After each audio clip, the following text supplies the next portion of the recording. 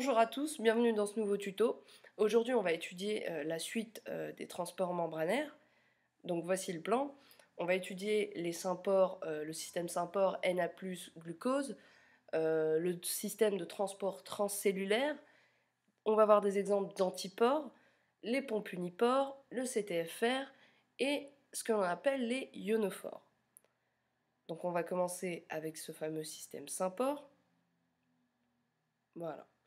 Donc, les deux molécules sont fixées ensemble, donc sodium et glucose. Le transport du sodium se fait dans le sens du gradient de concentration, tandis que le transport du glucose, lui, se fait contre le gradient de concentration. Donc, c'est donc un transport actif.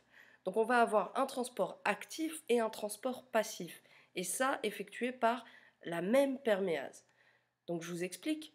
Vous voyez, ici, on est en extracellulaire, on a énormément de sodium. Son gradient électrochimique voudrait que le sodium puisse passer de l'autre côté, du côté où il est le moins concentré.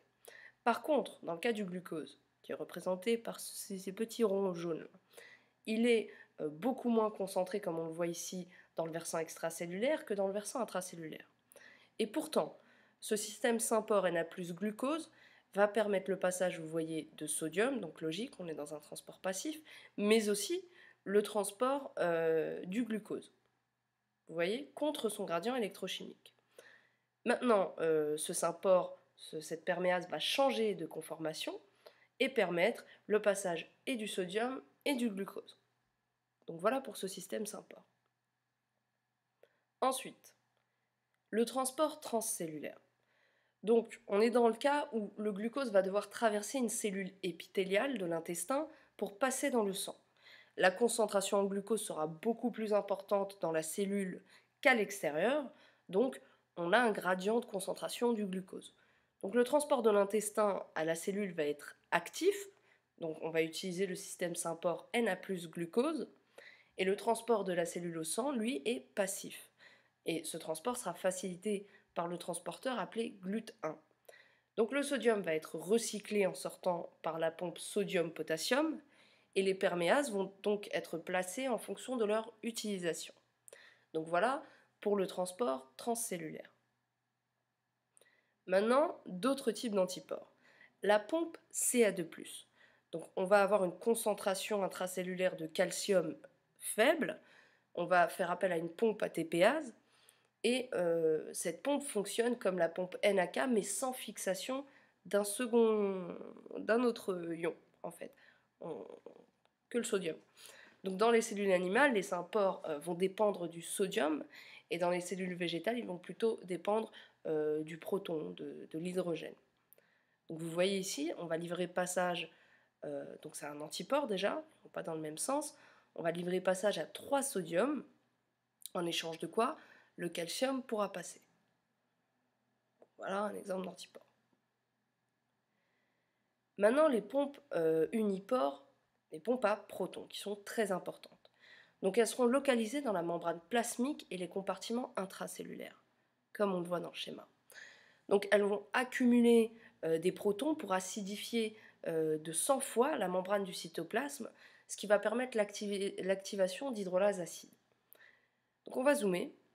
Vous voyez, dans le cas de la cellule animale, on parle de l'acidification des lysosomes.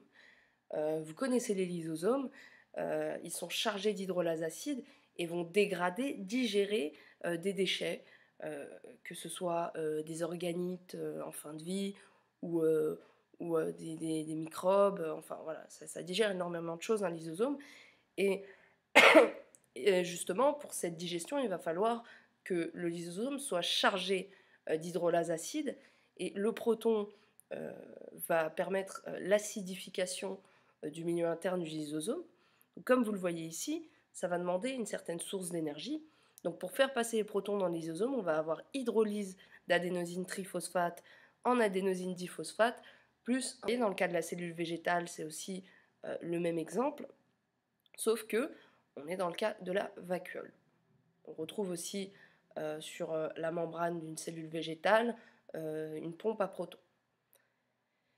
Donc voilà pour les pompes unipores. Le CTFR maintenant. Donc l'adaptateur va fixer les phosphates, l'ATP, comme on voit sur le schéma, va être dégradé et le chlore va pouvoir sortir.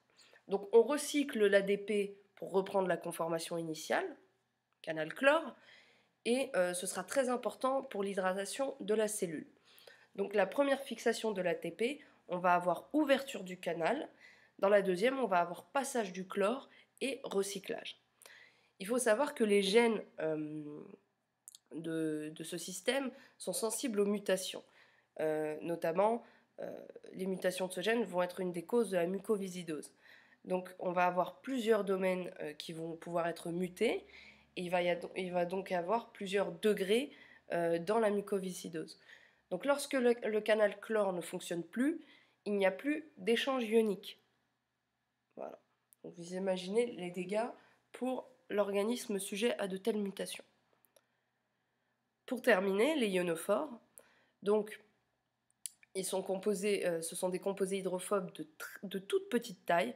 Ils vont pouvoir se dissoudre dans la membrane et ils vont pouvoir favoriser le passage des ions. Donc ils sont en général synthétisés par des micro-organismes comme moyen de défense. Vous voyez? Les ionophores. Donc voilà pour ce cours. Je vous remercie de l'avoir regardé et on se retrouve pour le prochain cours sur le transport membranaire.